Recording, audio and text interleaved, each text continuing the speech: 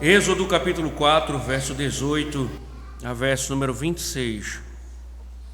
Êxodo capítulo 4, verso 18 ao verso 16.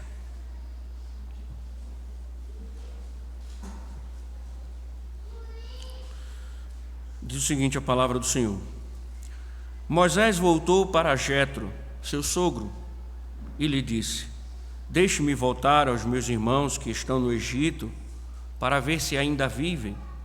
Jetro respondeu: Vá em paz. O Senhor disse a Moisés em Midian: Volte para o Egito, porque já morreram todos os que queriam matar você. Então Moisés tomou a mulher e os filhos, fez com que montassem no jumento e voltou para a terra do Egito. Moisés levava na mão o bordão de Deus. O Senhor disse a Moisés: Quando você voltar ao Egito, trate de fazer diante de Faraó todos os milagres que pus em sua mão. Mas eu vou endurecer o coração de Faraó, para que não deixe o povo ir. Diga a Faraó: Assim diz o Senhor: Israel é meu filho, meu primogênito. E eu digo a você: deixe o meu filho ir, para que me adore. Mas se você não quiser deixá-lo ir, eis que eu matarei seu filho, seu primogênito. Então, estando Moisés no caminho, numa estalagem, o Senhor o encontrou e quis matá-lo.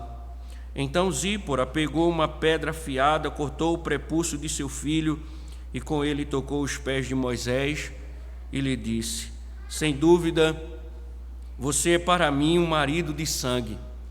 Assim o Senhor o deixou. Ela disse: marido de sangue, por causa da circuncisão.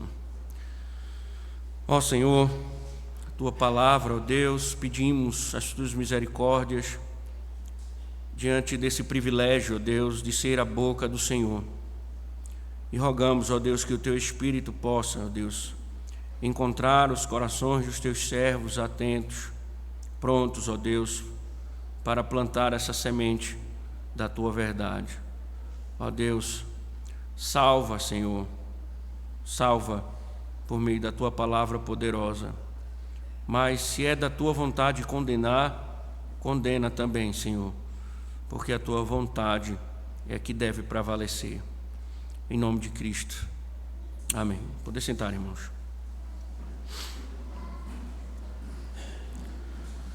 Desde que começamos a explorar o livro de Êxodo, estamos sempre sendo inseridos no pacto divino com os patriarcas. Se você lembra bem, nós estamos vendo esse pacto sendo relembrado desde o capítulo 2. Você pode ver isso no verso 24, você pode ver isso no capítulo 3, verso número 6, você pode ver isso no verso número 15 do capítulo 3, você pode ver isso no verso 5 do capítulo 4. Isto é, nós começamos a explorar o livro de Êxodo e estamos vendo desde o início o Senhor lembrando o pacto divino com os patriarcas. O Senhor então havia prometido a Abraão, Isaque e a Jacó ser o Deus deles e de sua descendência, comprometendo-se a libertar seu povo.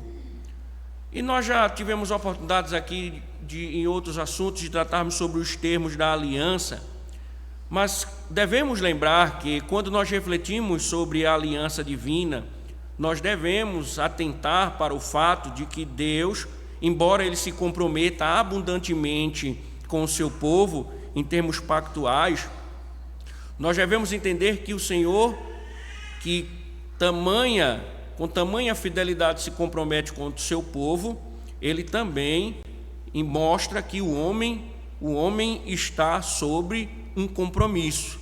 Então, da mesma forma que Deus está comprometido com a sua aliança, o Senhor mostra que o homem também deve estar comprometido com os termos da aliança. Isso fica claro, irmãos, na circuncisão. Se você voltar para Gênesis capítulo 17, você vai registrar, por exemplo, a aliança de Deus com Abraão. E a primeira parte dessa aliança descreve o comprometimento de Deus para com o seu servo e para com o seu povo. Mas a segunda parte fica claro aquilo que nós falamos, que o homem deve ter um comprometimento nesses termos da aliança. Eu gostaria que você abrisse rapidinho comigo, voltando para Gênesis capítulo 17, para vermos isso mais explicitamente, a partir do verso número 9, quando o Senhor estabelece os termos pactuais e coloca o compromisso de Abraão nos termos da aliança. Observe o que o Senhor diz a partir do verso número 9 de Gênesis 17. Deus disse ainda a Abraão: guarde a minha aliança, você e sua descendência no decurso das suas gerações. E aí veja, esta é a aliança que vocês guardarão entre mim e vocês e a sua descendência. Todos do sexo masculino que estão no meio de vocês deverão ser circuncidados. Ele continua: vocês devem circuncidar a carne do prepúcio, e isso servirá como sinal de aliança entre mim e vocês. O menino que tem 8 dias será circuncidado entre vocês. Todos do sexo masculino nas suas gerações devem ser circuncidados. Também o escravo nascido em casa e o comprado de qualquer estrangeiro que não for da sua linhagem. Deve ser circuncidado o que nasceu em sua casa e o que você comprou com dinheiro. A minha aliança estará na carne de vocês e será aliança perpétua. O incircunciso que não tiver sido circuncidado na carne do prepúcio deve ser eliminado do meio do seu povo, pois quebrou a minha aliança. Então você veja que o Senhor, ele estabelece o seu compromisso no início desse relacionamento pactual, mas determina a Abraão: Abraão, você deve se submeter à minha aliança, e esse sinal de submissão, ele ficará explícito na circuncisão. Você circuncidará todo menino, toda criança do sexo masculino. O incircunciso, ele deve ser tirado. Por quê? Porque a incircuncisão, ela é vista como um ato de desobediência, de quebra da aliança divina. Então, a circuncisão, conforme nós observamos aqui, seria o testemunho de obediência desse relacionamento entre o patriarca e Deus, como o patriarca mostraria que estava a obedecer os termos pactuais, submetendo as crianças do sexo masculino à circuncisão. Porque, como nós vimos, o incircunciso, ele clamaria pelo juízo divino. Então, em outras palavras, a fidelidade de Deus à aliança exigia obediência do patriarca, que ele deveria circuncidar e, no caso, representada essa obediência na circuncisão. No entanto, irmãos, Moisés havia desobedecido os termos da aliança. Desde o início de sua vocação, nós observamos uma insistente rebeldia por parte de Moisés, mesmo quando Deus lhe dava todas as respostas e sinais necessários para que ele obedecesse. E a Bíblia diz que Moisés, ele continua ali um pouco incrédulo, e nós vimos que o Senhor chega a se irar com o profeta, mas aqui, irmãos, a ira do Senhor fará com que ele haja contra o profeta. Porque quando tudo parecia que ele finalmente haveria de obedecer à vocação e seguir em paz para cumprir as orientações divinas, diz o texto que Deus o encontrou para matá-lo, porque Moisés desobedeceu os termos da aliança e, no caso, não havia circuncidado o seu filho. Então, o texto de hoje ele vai nos mostrar Deus tentando matar Moisés a caminho do Egito.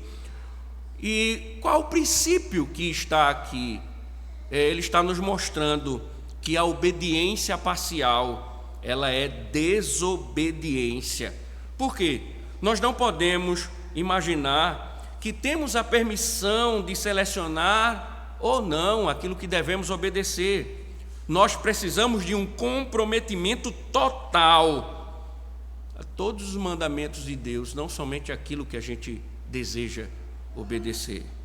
Se obedecemos apenas aquilo que nos convém, fique certo, somos desobedientes. E é isso que nós vamos ver hoje. Porque depois da recusa de ir, observe que Moisés parece que de fato está a obedecer. Volte para lá no verso número 18. Observem atentamente o que diz o Senhor através de sua palavra. Moisés voltou para Jetro, seu sogro, e lhe disse: deixe-me voltar aos meus irmãos que estão no Egito, para ver se ainda vivem. Jetro respondeu: vá em paz. Observem que agora o texto está mostrando que Moisés de fato ele está a retornar para o Egito. Se você observar bem essa primeira cena, o verbo voltar, ele é enfaticamente repetido para justamente mostrar que Moisés está de fato a retornar. Veja que esse verbo aparece no verso 18 duas vezes, aparece no verso 19 uma vez, aparece no verso 20 mais uma vez e aparece no verso 21 novamente. Então, ou seja, Moisés de fato ele está retornando para o Egito. Ele está, de fato, aparentemente obedecendo ao Senhor. E o Senhor vai mostrar que não existe nenhum tipo de ameaça que ele deveria temer, porque veja no verso número 19, que o Senhor informa a Moisés em Midian, antes da sua partida, volte para o Egito. O Senhor disse a Moisés em Midian: volte para o Egito, porque já morreram todos os que queriam matar você. O interessante, irmãos, que nós precisamos pensar é a necessidade do Senhor repetir essa informação, porque já fora dada no capítulo 2, verso 23, que de fato aquele que havia decretado a morte de Moisés havia morrido. E alguns se questionam por que Deus repete essa informação ou informa a Moisés que o faraó que queria matá-lo já estava morto.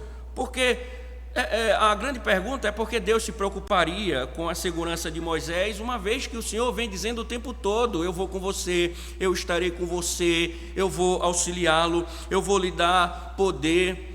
O que o texto, na verdade, quer mostrar, irmãos, é que a partir de agora, aqui abre o processo de libertação do povo.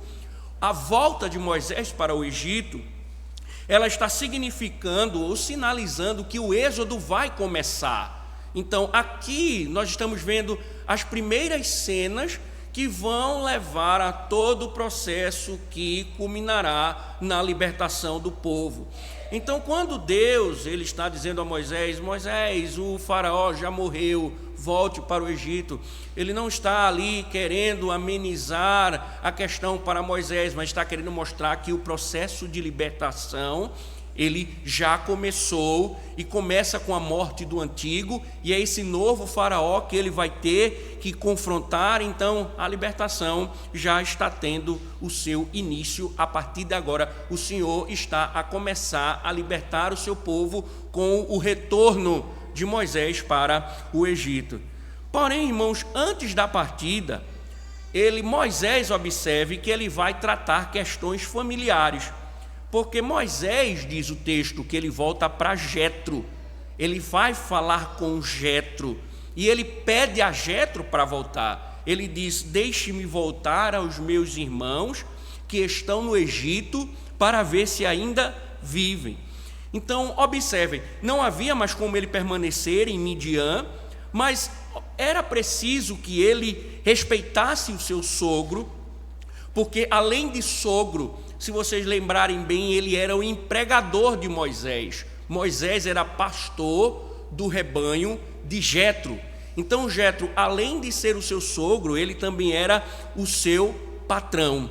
E aí observem, mesmo com a ordenança divina, mesmo com a lei de Deus dada a Moisés para que Moisés cumpra aquilo que o Senhor tem dado, observem que Moisés aqui mostra implicitamente obediência ao 5º mandamento, que é o honra a teu pai e a tua mãe. Como explica o nosso catecismo na pergunta 124, as palavras pai e mãe abrangem não somente os próprios pais, mas também todos os superiores em idade e dons, especialmente todos os que, pela ordenação de Deus, estão colocados sobre nós em autoridade, quer na família, quer na igreja, quer no Estado.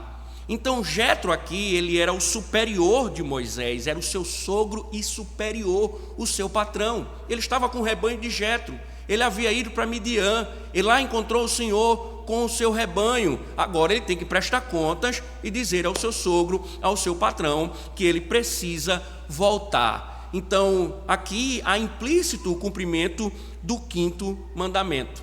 Mas, irmãos, é importante, porque, por outro lado, aqui também nos traz uma aplicação interessante.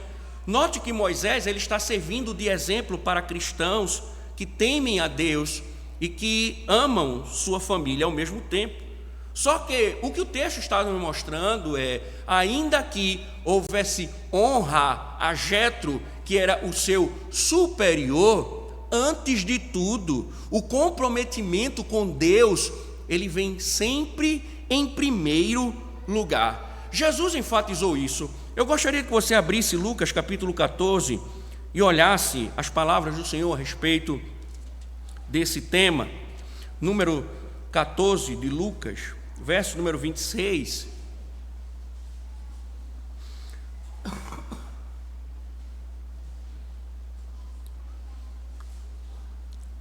Veja que diz o seguinte, as palavras do Senhor: se alguém vem a mim e não me ama, veja, se alguém vem a mim e não me ama mais do que ama o seu pai, a sua mãe, a sua mulher, os seus filhos, os seus irmãos, as suas irmãs e até a sua própria vida, não pode ser meu discípulo. Veja novamente: se alguém vem a mim e não me ama mais do que ama o seu pai, a sua mãe, a sua mulher, os seus filhos, os seus irmãos, as suas irmãs e até a sua própria vida, não pode ser o meu discípulo ou ser meu discípulo. Observem, irmãos, e as palavras do Senhor Jesus Cristo, elas afirmam que seguir a Cristo requer um comprometimento total na vida, é um comprometimento total da vida, é uma lealdade absoluta que por vezes vai contrariar as expectativas da família. Eu me dedico completamente ao Senhor, eu estou voltado plenamente ao Senhor, e que por vezes isso vai afetar o relacionamento com os nossos familiares. Entendam assim que, por mais que amemos os nossos parentes, eles não podem ser obstáculos para a nossa obediência. Por mais que amemos os nossos parentes, eles não podem ser obstáculos para a nossa obediência. Claro, irmãos, que isso não significa hostilidade. Nós precisamos, para honrar o 5º mandamento, nós precisamos respeitar as autoridades, também respeitar os nossos familiares, principalmente aqueles que não são cristãos. Agora, nenhum deles está acima da lei de Deus. Nosso comprometimento, antes de tudo, ele é um comprometimento com o Senhor. Meu compromisso com o Senhor, ele vem antes do meu comprometimento com as minhas relações familiares.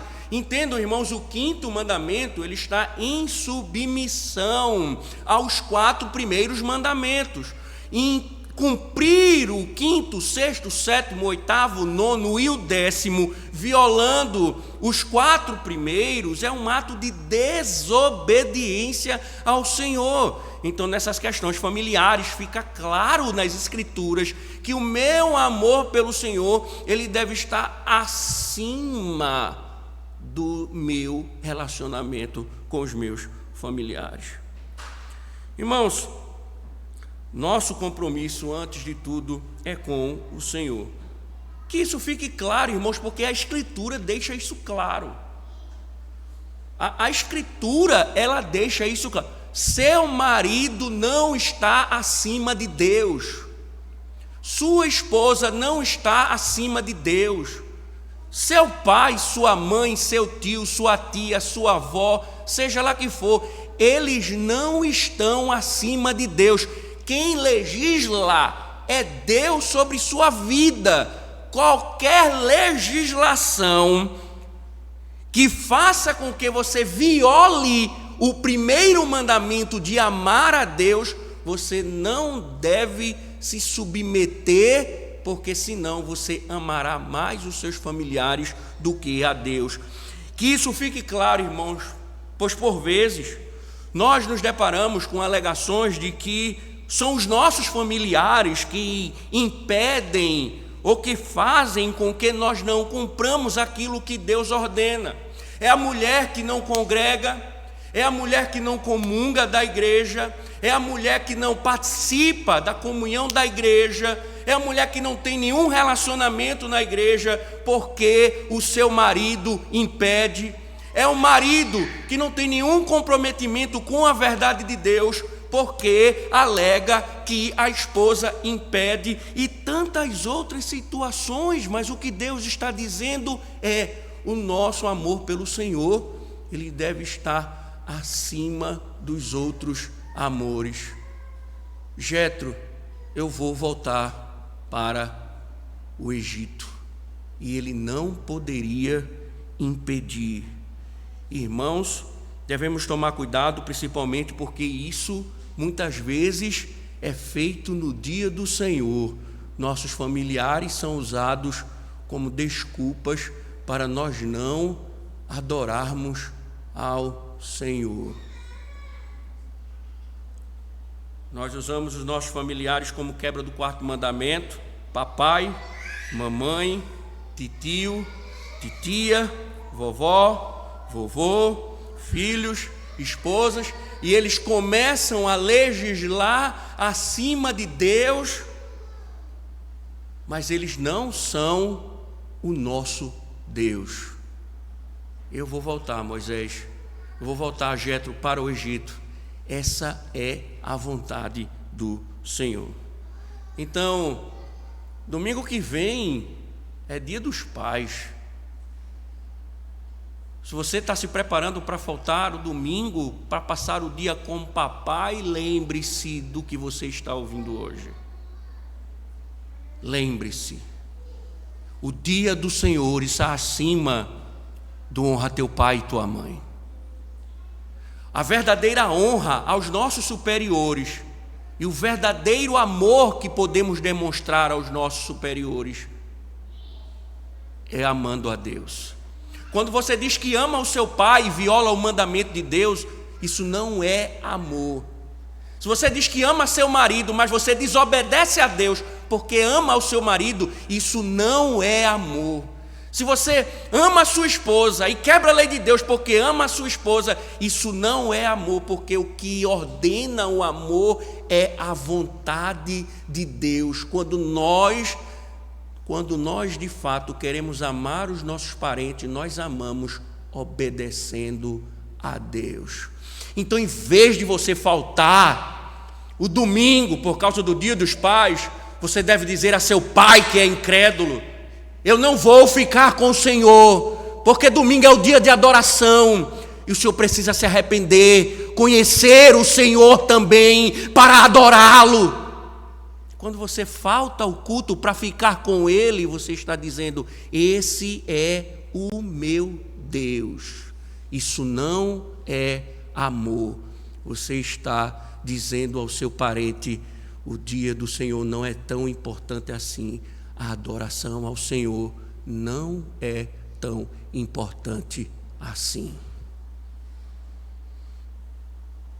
Mas chama a atenção, irmãos, a desculpa de Moisés, porque Moisés diz no verso 18, deixa eu ir para ver se os meus parentes ainda vivem. E aqui já sinaliza um pouco do que vai acontecer no texto. deixa eu ir, Jetro, porque eu preciso ver se os meus parentes ainda vivem. Não corresponde com a verdade. Vocês sabem que isso não corresponde com a verdade, porque ele voltaria não para atestar que seus parentes viviam, mas para resgatá-los da escravidão. Eles sabiam que os parentes estavam vivos. Então a pergunta é: por que ele faltou com a verdade? Porque ele não disse a Jetro: eu estou indo para libertar o povo. Por que ele não disse? Por que ele faltou com a verdade? O texto está nos mostrando, irmão, parece que Moisés, ele ainda não estava certo de que Deus estava falando a verdade. Parece que Moisés ainda está um pouco preocupado com aquilo que de fato Deus havia dito com relação à libertação. E aí você mostra que o texto já está indicando que Moisés está vacilando com relação à descrença e à sua fé. Porém, o texto diz que, mesmo sem ele declarar explicitamente isso, ele parece que está fazendo a vontade de Deus, porque ainda que haja essa dúvida, ele vai obedecer o que Deus lhe ordena. E aí ele parte de Midian, com a bênção do seu sogro. O sogro diz: vá, e ele vai, e ele leva consigo sua família e o seu bordão. Veja interessante o verso 20: então Moisés tomou a mulher e os filhos, fez com que montassem num jumento e voltou para a terra do Egito. Mais significativo aqui mesmo é a parte B. Moisés levava na mão o bordão de Deus. Vejam, o que Moisés está dizendo é que ele registra que ele não foi somente com sua família, mas também com o bordão, conhecido bordão de Deus. E esse bordão é a questão de Deus estar indo com ele, A família vai, mas Deus vai com ele. Com esse bordão, irmãos, já sabemos que Moisés vai fazer maravilhas, vai operar grandes milagres, é o sinal de que ele está sendo enviado por Deus.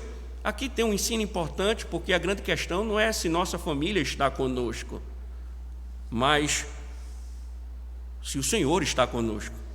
Porque às vezes nós somos propensos a pensar nesses vínculos familiares, que nós damos uma devida importância aos valores familiares, como se isso bastasse. Mas o que adianta se nossa família estiver ao nosso lado e Deus não estiver? E aqui a questão não é porque a família dele vai, é porque o Senhor vai com ele. Tanto é que nós vamos ver posteriormente, no próprio livro de Êxodo, que Moisés pega a família dele e volta para Midian, pede para que eles retornem para Midian. A questão não é se a nossa família vai conosco, é se Deus vai conosco. Então, nós achamos por vezes que está tudo bem porque estamos cercados do apoio familiar. A grande questão importa se Deus está conosco. Se nossos vínculos familiares, se eles tiverem que ser rompidos, se eles tiverem que ser desobedecidos, se tiver a necessidade de existir um rompimento, nós devemos entender que o importante é aquilo que Deus ordena, e se Deus estará conosco. Essa é a grande máxima da nossa vida: se Deus estará conosco. É isso que nós devemos almejar. É isso que nós devemos almejar. Sabe por quê? Porque, biblicamente falando, quando nós somos convertidos, nós rompemos todos os nossos vínculos familiares para recebermos outros pais, outras mães, outros irmãos. Nossos vínculos familiares acabam, porque outro vínculo familiar está estabelecido. Com isso, a Escritura não diz que devemos desprezar os familiares, mas nós vivemos num vínculo familiar terreno com a consciência de que esse vínculo não é mais o nosso vínculo permanente.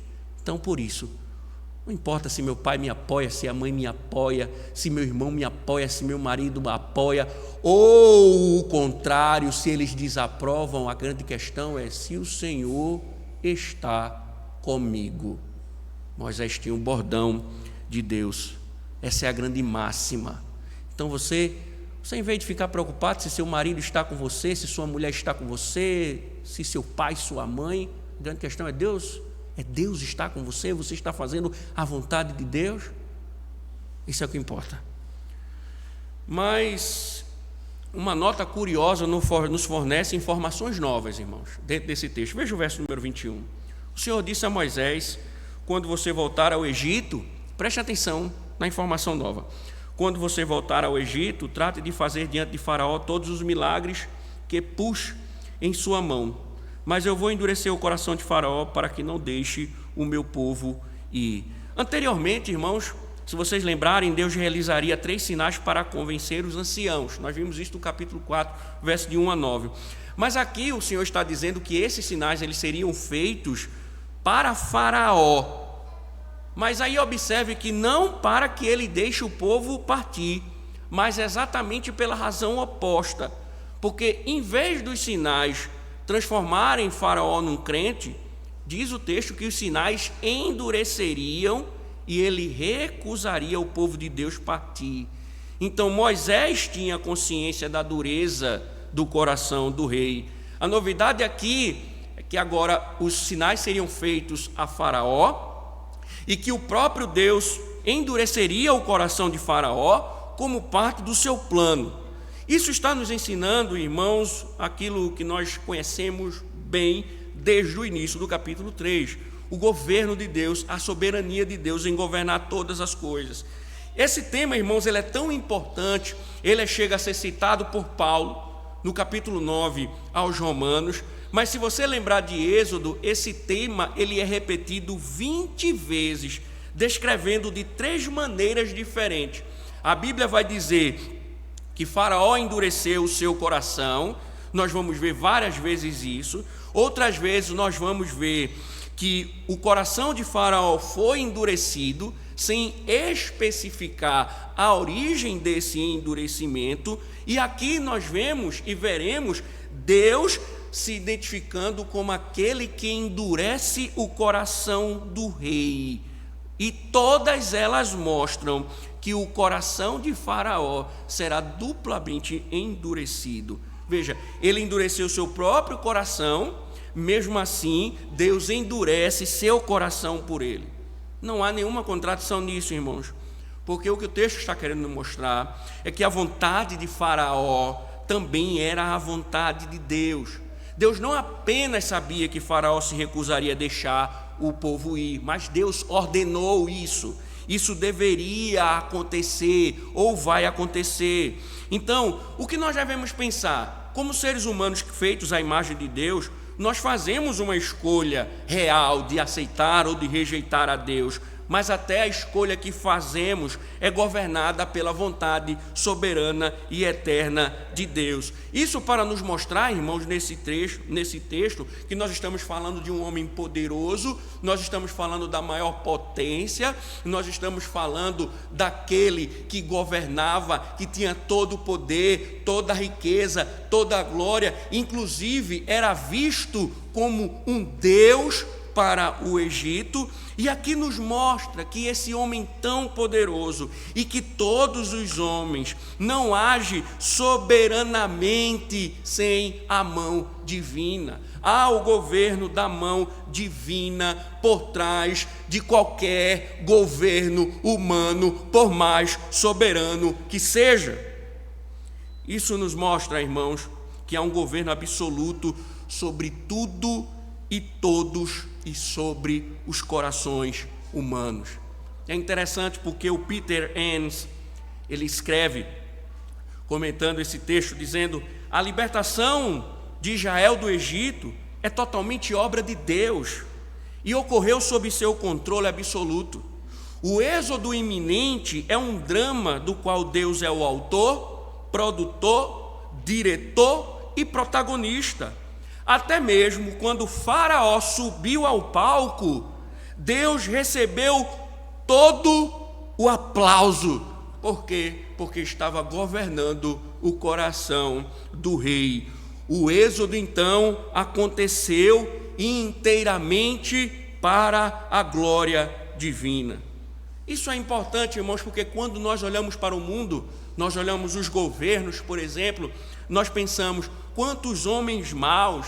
Se você olhar para a política brasileira, você se escandaliza com tudo que você vê, a pilantragem, a safadeza por todos os lados, os homens taxando a população, enriquecendo a população com impostos, empobrecendo a sociedade. E nós muitas vezes nos esquecemos que Deus, Ele está governando sobre todas as coisas. Pensem na Venezuela, por exemplo. O seu ditador parece ser aquele que tem todo o poder. Mas Nicolás Maduro, sabendo ou não, está sendo governado por Deus, porque Deus é de fato o protagonista da história. Então, por vezes, em vez de ficarmos atentos somente às narrativas dos ouvidos, aos eventos dos olhos, devemos entender e colocar nossos corações de que existe um Senhor governando todas as coisas, inclusive o coração do homem mais soberano deste globo terra, porque o protagonismo é do próprio Senhor. Então, devemos pensar que por mais que os homens sejam perversos, por mais que eles persigam, por exemplo, o povo de Deus, nós nunca estaremos entregues à própria sorte, porque Deus dirige todos os homens em sua soberania. Não há nada, nenhuma decisão que não contemple a mão divina. Nem o homem mais cético escapa do governo de Deus. Isso também nos fala uma coisa importante, irmãos. Aquele seu parente mais cético, aquele seu filho mais incrédulo, aquela sua filha mais incrédula, aquele seu marido mais incrédulo, aquela pessoa que você tanto ama, que parece ser tão duro de coração, que não se submete à vontade divina, tenha certeza, Deus tem o coração deles em suas mãos. Por mais duro que ele pareça ser, Deus é Senhor sobre eles. O governo de Deus se estabelece. Por isso que a Escritura diz que nós não devemos converter ninguém. Nós não somos o Espírito Santo. O que a Bíblia diz é que nós devemos pregar, não objetivando mudar o coração, pois somente Deus muda ou não, segundo a sua vontade. Porque Faraó será endurecido para a glória de Deus. Deus não será glorificado somente quando salva, mas quando muitos se perdem também. A glória de Deus estará no inferno, no clamor das almas. Deus será glorificado com aqueles que padecem e padecerão eternamente no inferno. E aí, irmãos, essa soberania pode ser que talvez crie em nós um medo, mas não é o objetivo. Porque o fato de Deus endurecer o coração de Faraó mostra o seu amor pelos seus próprios filhos. Veja o verso 22 e 23, veja. Diga a Faraó, assim diz o Senhor, Israel é meu filho, meu primogênito. E eu digo a você, deixa o meu filho ir. Esse texto é muito lindo, irmãos. Deixa o meu filho ir para que me adore. Mas se você não quiser deixá-lo ir, eis que eu matarei seu filho, seu primogênito. Preste atenção nessa, porque aqui, meus irmãos, mais uma vez, eu estou muito calmo hoje, Senhor. Aqui está o cerne do Êxodo. Humanamente falando, irmãos, eles tinham pouco ou nenhum motivo de orgulho, e Deus parecia ter poucas razões para salvá-los. Mas que coisa linda! Aqui vemos pela primeira vez, Israel era o filho escolhido por Deus, porque o Êxodo, irmãos, é a história de um pai que vai salvar o seu filho, vai resgatar o seu filho. A libertação é a história de um pai amoroso que vai resgatar o seu único filho para ser cuidado, para ser amado. E aí, irmãos, entende por que Deus está em pé de guerra com o faraó? Porque para faraó, os hebreus não passavam de escravos. Para Deus, Israel era o filho. Além disso, faraó não era simplesmente o senhor de escravos, mas faraó era um impedimento para que os filhos de Deus servissem a Deus. E em vez de serem livrados para chamar Deus de pai, os israelitas estavam sendo obrigados a chamar faraó de Senhor. Então Deus exigiu: é meu filho, ele deve ser liberto para que ele volte e me sirva. Ele tem que libertar o meu filho, para que meu filho de fato tenha um pai verdadeiro, para que eu como pai assuma de fato a paternidade deles, e eles venham me servir, eles venham me adorar. Eu quero a adoração do meu filho primogênito. Não é interessante, irmãos? O grande tema de Êxodo: Deus salva o seu filho da escravidão para que ele possa servi-lo. Se você despreza a adoração, você está rejeitando o propósito de Deus para a sua vida. E aí, meus irmãos, com calmo, sereno e tranquilo, diante das ênfases que estamos vendo em Êxodo sobre o tema, você não descanse não, porque vai ser Êxodo todinho essa aplicação. Deus salva o seu povo para a adoração. E domingo a domingo, esse tema está sendo exposto e continuará sendo exposto. Isso não perturba, meu irmão, a sua mente ao ponto de fazer você refletir sobre o culto? Não pesa na sua consciência a sua negligência com o culto? Não pesa sobre sua alma esses princípios? Isso não mexe com a sua consciência? Quando você falta ao culto, isso não lhe afeta? Quando você não vem para o culto por causa da sua esposa, isso não dói na sua consciência? Quando você não vem para o culto por causa do seu marido, isso não dói na sua consciência? Mesmo com toda a exortação do Senhor, isso não provoca a sua consciência? Quem despreza a adoração, irmãos, despreza a salvação. Você foi chamado, salvo, para adorar. Se você não adora, você está desprezando aquilo que há de mais valoroso, a redenção.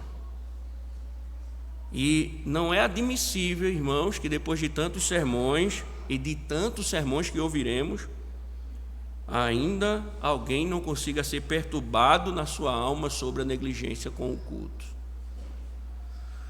Talvez, meu irmão, seja que o seu coração já esteja endurecido para servir de palco para a ira divina. Talvez essa dureza já seja palco que a ira divina desfilará. Talvez seja isso. E aí, irmãos, observem que esse aspecto é muito importante, porque o relacionamento de pai e filho entre Deus e Israel também vai explicar algo importante, porque os juízos que ele vai executar sobre o Egito são juízos severos. Aqui, irmãos, Deus está anunciando, preste atenção nisso aqui, Deus está anunciando a 10ª e última praga, que custaria a vida do herdeiro de Faraó e de todos os primogênitos do Egito. Você vai ver na 10ª praga que Deus vai matar o primogênito de Faraó e vai matar todos os primogênitos dos egípcios. Ai, que Deus mais duro! Que Deus mais duro! Quer que tenha a ver o filho do povo? Quer que tenha a ver o filho de Faraó? E aí, irmãos, para nós entendermos, isso era primeiro necessário para convencer o rei, mas este castigo, irmãos, que parece ser injusto, ele é justíssimo. Sabe por quê? Porque aqui é olho por olho, filho por filho. Israel estava oprimindo e matando o Filho de Deus na escravidão. Philip Ryken cita o estudioso bíblico holandês, o Cornelius Holtman, que diz: na disputa sobre a pergunta a quem Israel pertence e quem é seu senhor legítimo, Faraó ou Yahvé, Yahvé finalmente revelará que ele tem vínculos emocionais íntimos com Israel. É melhor que Faraó entenda que para Yahvé, Israel não é apenas o seu servo, mas que ele também é amado por ele. Faraó será atingido então no seu ponto mais sensível, o ponto em que ele mesmo atingiu Yahvé no seu amor pelo primogênito. Faraó, então, irmãos, estava matando o povo de Deus na escravidão, e agora Faraó teria que lidar com a maior de todas as perdas para deixar o povo sair. O ciúme de Deus, irmãos, para com seus filhos e os seus propósitos não pouparam a vida do menino. O amor de Deus e a adoração é algo tão importante para Deus que uma criança teve que morrer para o seu povo prevalecer. E você simplesmente desprezando o dia do Senhor, dia da adoração, dia em que Ele mostra a sua compaixão, o dia que Ele revela o seu amor, o dia que Ele revela a sua graça, e você simplesmente desprezando tudo isso. Você acha que isso vai parar onde? Você acha que isso vai parar onde? Você acha que isso não trará consequências? Nenhuma desobediência tão deliberada será privada do juízo divino. Vai custar o filho de Faraó por ele não obedecer e oprimir o filho de Deus. O filho de Faraó vai morrer. Mas observe o que acontece em seguida, irmãos, verso 24. Estando Moisés no caminho, numa estalagem, o Senhor o encontrou e o quis matá-lo. O que o texto está dizendo é que Moisés aparentemente foi de volta para o Egito, ele para numa estalagem em algum lugar, já era noite, ele foi pernoitar, e diz que lá Deus se tornou o adversário do profeta. A Bíblia diz que Deus quis matá-lo. Aqui os estudiosos se debruçam, porque alguns pensam que Moisés pode ter ficado enfermo, alguma enfermidade atacou severamente Moisés, mas outros estudiosos preferem pensar que, da mesma forma que Deus apareceu a ele em Horebe, provavelmente o anjo do Senhor apareceu ali novamente, porque Zípora vê, então houve alguma aparição, Deus foi lá onde ele estava, intentando matá-lo, mas a grande discussão no texto não é a forma como Deus iria fazer, não é como Deus iria matá-lo, mas o porquê. Essa é a grande questão do texto. Porque Moisés havia sido comissionado e matá-lo colocaria todo o êxodo em risco. Deus estava enviando o seu profeta para libertar o povo e matá-lo colocaria tudo em risco. Mas o ponto é que Moisés estava sob a ira de Deus porque não havia circuncidado o seu filho. A Bíblia não deixa isso explícito aqui, mas sinaliza pelo que se segue. Veja no verso de número 25 e 26.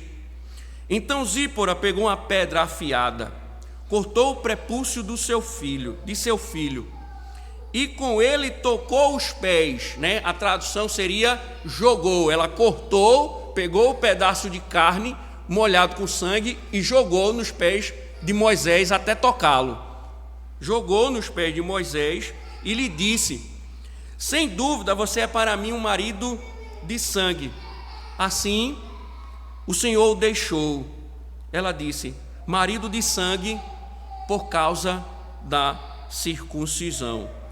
Veja, irmãos, o que o texto diz é que, agindo com coragem e determinação, ela provavelmente viu o que estava acontecendo, ela sabe do que se trata, ela age com coragem, determinação. Zípora sai, pega o prepúcio do seu filho, corta, circuncida ele, pega o pedaço da carne com sangue e joga em direção a Moisés e diz a Moisés: tu és um esposo sanguinário. Irmãos, não me peçam para um significado mais aprofundado, porque esse termo técnico ele é incerto, ninguém se aventura a definir o que ela quis dizer com tu és o esposo sanguinário. O grande ponto, na verdade, é que o que salvou Moisés foi a circuncisão de seu filho. Então, o anjo estava lá para matá-lo, Deus estava atacando ele, e estava atacando ele porque ele deixou de circuncidar seu filho. Por isso, quando ela corta o prepúcio de Gerson, a circuncisão seria a única forma de salvar Moisés, porque Moisés quebrou os termos da aliança, ele não circuncidou o seu filho. Pensem comigo, irmãos, Deus foi muito paciente quando Moisés recusou ir para o Egito, porém quando ele recusou circuncidar seu filho, Deus ameaçou tomar a sua vida. Literalmente, irmãos, tratava de uma questão de vida ou morte, porque, em primeiro lugar, a circuncisão era um sinal que indicava que a pessoa era membro da comunidade de Israel, era prova de sua filiação em Israel. Portanto, irmãos, se Moisés pretendia servir a Deus, o Deus de Abraão, ele tinha obrigação, como Deus ordenou, obrigação pactual de circuncidar seus filhos. Se ele queria tirar o povo do Egito, ele mesmo precisava cumprir a aliança. Logo, uma obediência parcial é desobediência. Como ele poderia, irmãos, ser profeta de Israel se negligenciasse sua responsabilidade espiritual com sua própria família, deixando-a de incluir ou deixando de incluí-la na salvação de Deus? O não cumprimento da aliança, da circuncisão por Moisés, quase lhe custou a vida. Isso, irmãos, poderia já de cara mostrar nossa responsabilidade sobre nossos filhos. Nós temos uma responsabilidade que Deus nos deu, porque eles são filhos da aliança. Nós devemos tratá-los como tal. Nós devemos cumprir os termos da aliança e conduzi-los diante do Senhor. Mas nós não nos preocupamos com isso. Nós juramos aqui no batismo, dizer que vamos trazer. Quantos pais não mentiram aqui e seus filhos não vêm ao culto porque eles não trazem, desobedecendo a ordem de Deus? Quantos pais não se preocupam com o batismo dos seus filhos? Quantos pais não se preocupam com a educação dos seus filhos? Deus intentou matar Moisés por causa da quebra dos termos da aliança.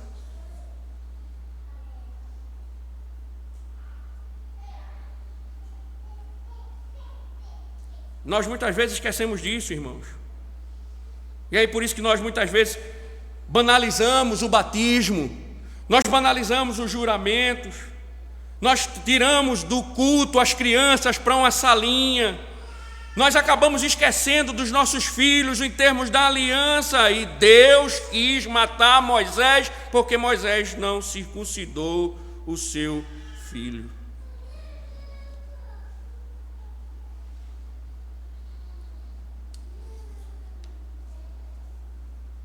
A grande questão é, se você tem a consciência disso, se você tem a consciência disso,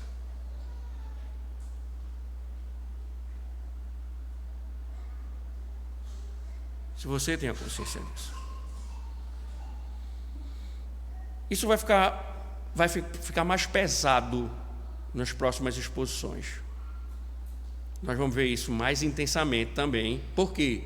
Porque o Êxodo, ele prefigura os sacramentos. Ele prefigura os sacramentos. Ele aponta para os sacramentos. E aí vamos ver esse tema ser desenvolvido. Mas fico alerta. Deus quis matar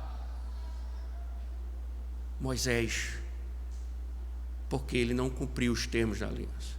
Você acha, como Deus está enxergando sua negligência com seus filhos? Como é que Deus está vendo sua desobediência nos termos do pacto? Como é que Deus está vendo sua educação, a educação dos seus filhos no culto? Como você tem tratado o culto, como você tem... Você traz sua criança e bota o quê? O YouTube para ele assistir na hora do culto? Você bota um caderninho para ele ficar desenhando patati, patatá, Peppa na hora do culto? Você acha que Deus não está vendo isso? É isso que você está ensinando o seu filho? Meu filho, não é tão importante o culto, não. Vá desenhar. Vá desenhar. Vá brincar.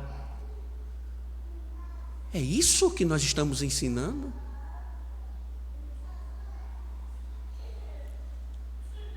Lembre-se disso. O Senhor o encontrou e quis matá-lo. E aí, irmãos, esse é o princípio. Ah, mas é porque é aquela questão, né? O importante, pastor, o importante é que eu estou vindo para o culto. O importante é que eu estou vindo para o culto. Moisés recebeu a ordenança do Senhor para ir libertar o povo. Ele iria libertar o primogênito de Deus, mas havia negado a aliança. Ele poderia ter dito: Senhor, quanto radicalismo, eu já não estou te obedecendo, eu estou indo para o Egito, minha família está aqui em cima de um jumento, eu estou com o teu bordão, quanto exagero, eu não estou obedecendo a tua ordem. E aí a gente começa assim: ah, pastor, mas o importante é que ele está no culto, o importante é que eu estou vindo.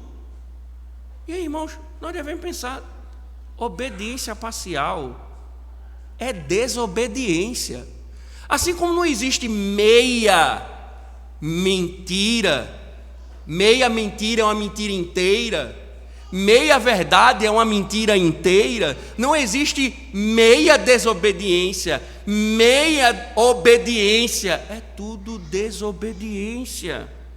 Por quê? Porque nós temos a tendência de obedecer aquilo que queremos ou da forma que queremos, e por isso é assim. O importante, pastor, se ele está correndo no culto, se ele está usando o YouTube, se ele está desenhando, não importa, o importante é que ele está no culto, o importante é que eu estou no culto com ele. Ah, pastor, veja bem, não seja tão radical. E aí, irmãos, nós começamos a cumprir a lei de Deus com parcialidade, achamos que estamos obedecendo a Deus. E estamos pensando que estamos adorando a Deus quando descumprimos a lei de Deus.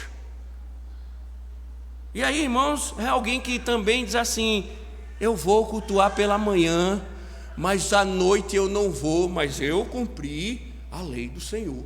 Eu cumpri o 4º mandamento. Ah, eu não vou de manhã para o culto, eu vou só à noite, mas eu obedeci o 4º mandamento. E ele começa a criar suas próprias leis, a sua própria forma de obedecer ao mandamento de Deus.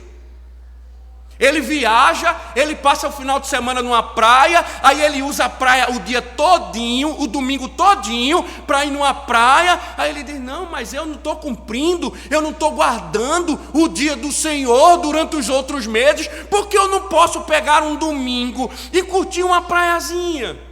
Então ele começa a fragmentar a lei de Deus, ele começa a interpretar a lei de Deus e começa a cumprir a lei de Deus com parcialidade. E aí, irmãos, não existe esse negócio de observar a lei de Deus pela metade. como por exemplo o dia de adoração. Se a adoração no dia do Senhor é dedicar o dia todo ao serviço, participar da metade dele, não te faz um servo fiel, mas um desobediente hipócrita. Será que Deus vai ter que te encontrar e te ameaçar? E aí, irmãos, talvez o anjo da morte não seja o teu hóspede, mas será que tuas constantes enfermidades, tuas lutas sentimentais, tuas crises financeiras, será que isso não é já a visita do Senhor? Não é o Senhor te visitando e exigindo arrependimento? Agora, se está tudo bem, pior ainda, porque significa que o teu coração foi endurecido, e a morte é um caminho inevitável. Veja, irmãos, talvez não a morte física, mas a espiritual. Possa ser que esse desprezo pelas coisas de Deus, pelo culto, pela reunião de oração.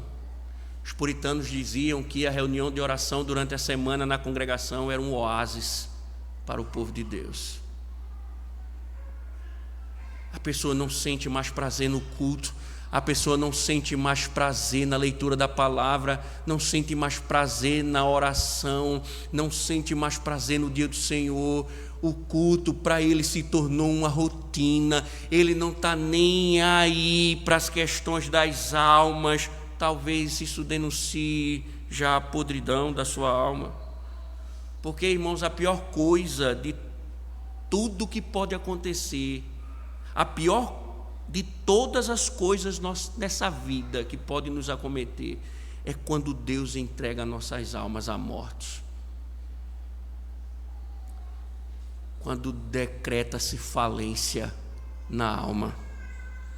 Quando perdemos o prazer das coisas eternas. É questão de tempo sepultarmos as nossas almas.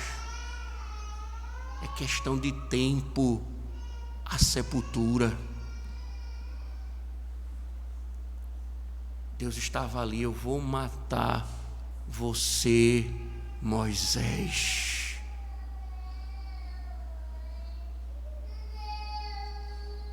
Quantos talvez aqui já não estão mortos, apodrecidos, porque desprezaram a lei do Senhor, porque vivem a obedecer a Deus da forma que querem, andam do jeito que querem, obedecem a Deus quando querem, estão mortos. Meu irmão, se você não sente mais prazer nas coisas espirituais, ligue o alerta. Você pode estar morto. O juízo de Deus já está sobre a sua alma.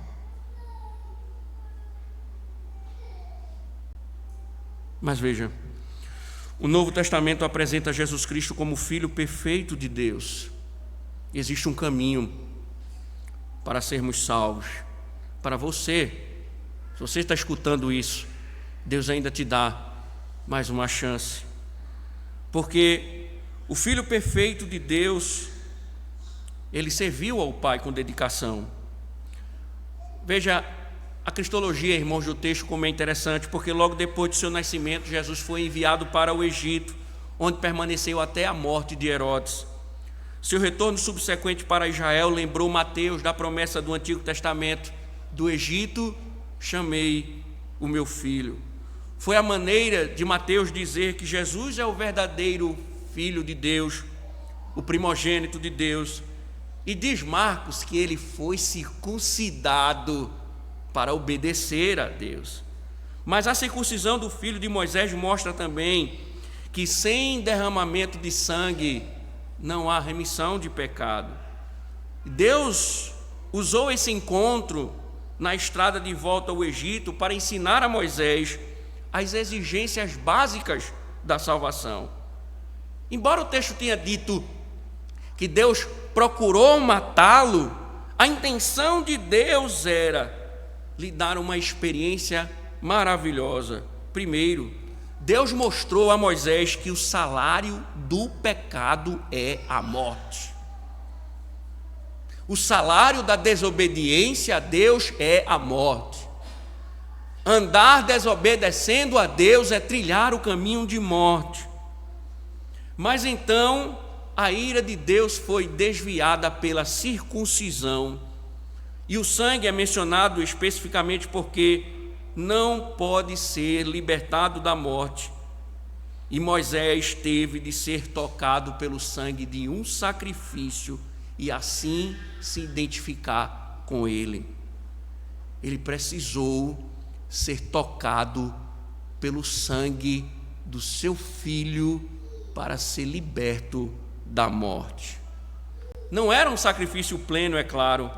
Mesmo assim, aquele pedaço de pele circuncidada representava toda a pessoa de Gerson, que foi oferecida em lugar de Moisés. Moisés foi salvo da ira de Deus pelo sangue derramado por um substituto. Por mais estranha, irmãos, que pareça essa experiência, ela revela o único caminho verdadeiro da salvação. Cada pecador que se encontra neste mundo, ele se encontra sob a ira de Deus. E como Moisés, todos nós descumprimos a lei de Deus e, portanto, estamos sujeitos à maldição de Deus contra o pecado. A única maneira, meus irmãos, em que podemos ser salvos da morte é se a ira de Deus for desviada de nós, o que só pode acontecer por meio de um ato de sangue. E foi exatamente isso que Jesus providenciou na cruz, um sacrifício perfeito pelo pecado, oferecido por meio do derramamento do seu próprio sangue. Ao morrer em nosso lugar, Jesus desviou a ira de Deus contra o nosso pecado. Paulo diz que ele é o nosso substituto, aquele que Deus propôs no seu sangue como propiciação mediante a fé. Então todo aquele que crê em Jesus Cristo será salvo da ira por meio do sacrifício vicário que ele ofereceu na cruz. Não há outra maneira de sermos salvos. Mas, se você quer que essa verdade faça sentido à sua alma, você deve arrepender-se, voltar-se para Deus em plena obediência. Se você quer que os seus pecados eles sejam tratados pelo sangue de Cristo, você deve se arrepender deles e voltar-se para Deus, porque a obediência plena é a nossa única resposta a tão grande salvação. Não adianta sair do Egito ou de Midian, seguir o Egito, em direção ao Egito, com um bordão de Deus, alegando a presença de Deus, quando não há circuncisão. Obediência parcial é desobediência. Oremos. Ó Senhor, obrigado, Deus, pelas suas misericórdias sobre nós, os teus mandamentos, Senhor. Firma nossa vida Senhor, para obedecermos ao Senhor, não aquilo que queremos, mas aquilo que o Senhor ordena. Toda a tua palavra, Deus, em nome de Cristo, que as suas palavras permaneçam em nós. Amém. Em resposta